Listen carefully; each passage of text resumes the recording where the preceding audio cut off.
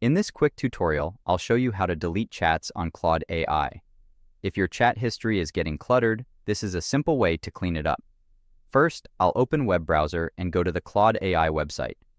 Once the page loads, log into your account if you're not already signed in. After logging in, I'll look at the left side of the screen.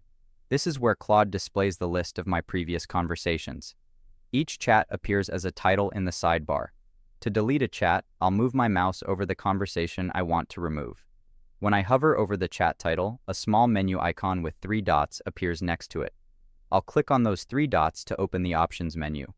A small drop-down menu appears with several options. From this menu, I'll click Delete Chat. Claude will ask me to confirm that I want to delete the conversation. I'll click Delete to confirm.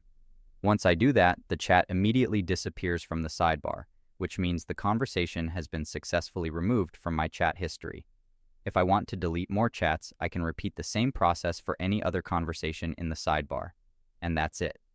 That's how you delete chats on Claude AI and keep your conversation list organized.